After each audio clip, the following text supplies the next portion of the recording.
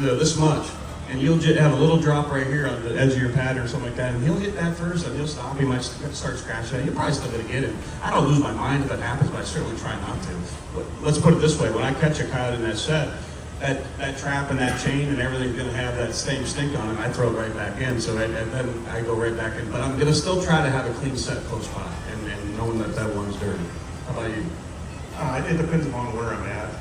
If it's coming in the ocean, I'm sure where those kills are 100% important. That's with that animal. I'll definitely put in a fresh set, so I've got a fresh set there because there are animals. Talk closer. Sorry. Oh, sorry. There are animals that will refuse that catch circle, but more often than not, they'll go in and they'll work that catch circle. I don't get overly concerned, but when I'm chasing the killer, I'm going to put a fresh set in because I can't afford to miss that one animal in that situation, but typically I'm not worried about the catch circle at all. So Rick, when you're down in Texas and you're catching all those coyotes, you're putting everything right back in and. Oh, I'm sorry.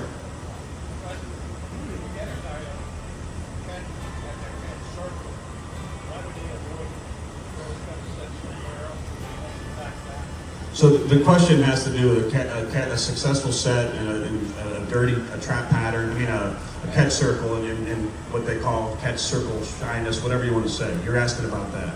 And I think we're kind of touching on that. I will tell you that in my personal experience, like in Kansas, it doesn't exist. They pile in. In New York, I miss coyotes if I don't have a clean set. I do. That's just how I do it. If I walk away and I have 3 dirty sets and I haven't put a new one in because I'm pulling in a day or two, in my mind I think I might be missing coyotes. But that's fine. Rick? Yeah, that's possible. Depends where you're at in the country, probably. What your coyote density is, how aggressive they are. The more coyotes you got, the more aggressive they are. They're going to work in sets, circles. I usually don't remake a new set unless I see evidence of coyotes not working the set. Then I might throw it out of my hand. But for the most part, they're going to work that set. I think Rick touched on something that's very important. That's density based, is to how aggressive they are on a catch circle. Yeah, we have feed yards in Kansas where one location. I've never done it with my partner out there, but when we were there, we broke 70 at one spot. He's done 80 something at one spot, 10 cents. That doesn't happen in New York, and probably very few places, honestly. So they're standing in line, they're aggressive, and I don't know if you have more than one dog, or more than one pet dog, 2 or 3 of them, and you give them each a rawhide, they all want the other dog's rawhide.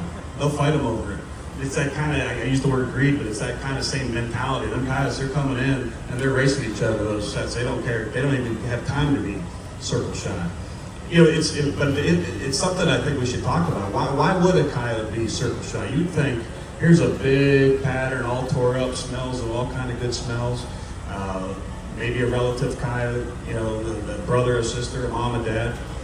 Yeah, maybe there's some saliva and blood and lure and bait. Why in the world would any animal be afraid of that? You would think it'd be the opposite, but it's not true. You guys have any theories on that? So my area is not very dense.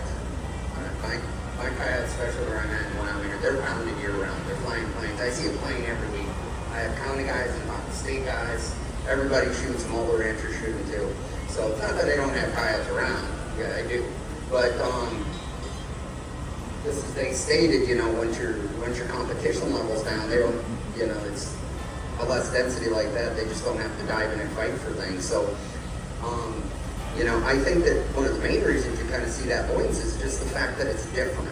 I mean, think about it. You just caught a coyote on that ranch. Let's say that ranch is 10,000 acres. You just caught that coyote right there. There's not another spot like that, maybe within miles if you just first started. It's the only spot that's like that. So, being that it's different, and the coyote sees something different, he avoids it. Even just like a rat.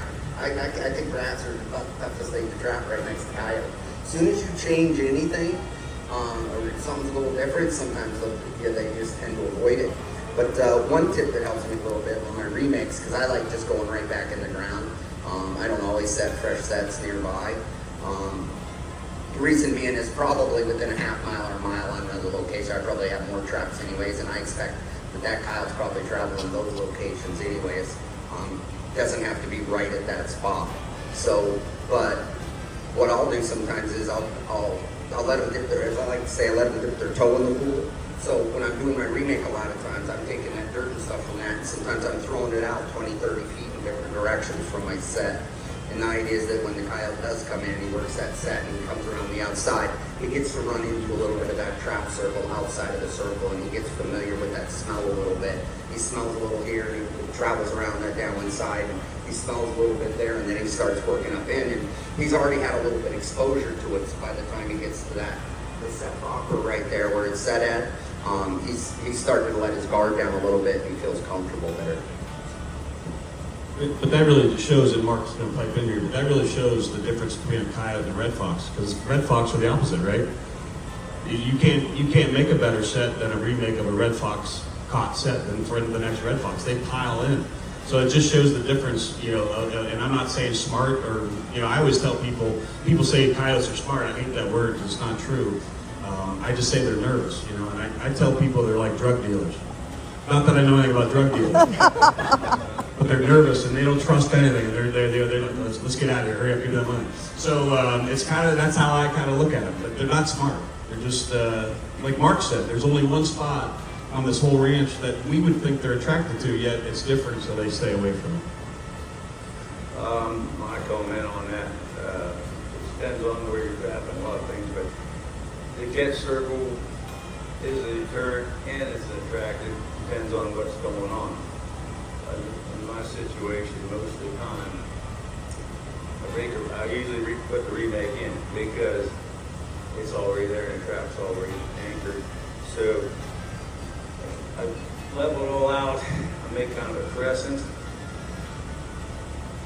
blend the trap in front of it, dust it in kind of like a walkthrough, and I take about 1/16 of an inch of that coyote penis, pop that out of there. And that's it. I don't use nothing ever. So it's natural. Sometimes it's too hot for them, and I take the time to get to it. In places of high density, they just jump in it. But I always have a sleeper set somewhere close by because it is an attractant. So if I can get over there and hard blend, trap in, dust it out so it looks like it's been there forever, and get a little bit of a rock or something, salient feature, for when he wants to pee, he runs over and gets water in the blind set. I always got a blind set at almost every location where I have 2 or 3 snares backing up. One of the systems I kind of use is water in the west is you get these stock dams and stock tanks, and they're coming to them. But I've had put sets out there on the dam, 3 sets, and you get a full moon and hot weather, not very much going on. But on the bank of those, and you can't do with cattle in there, but there's always cattle trails, and they all come different ways to that stock tank, and they all turn into one trail for a short time. So you snare them, and you'd be surprised how many either work the set, or look at the set and get a couple of snares, or vice versa, you get a couple of snares coming in.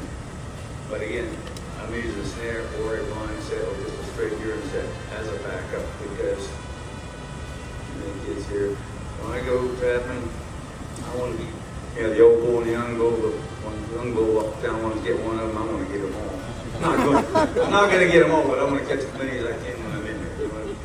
It takes a little extra time, but that's all I can say. I wondered when this was going to turn X-rated.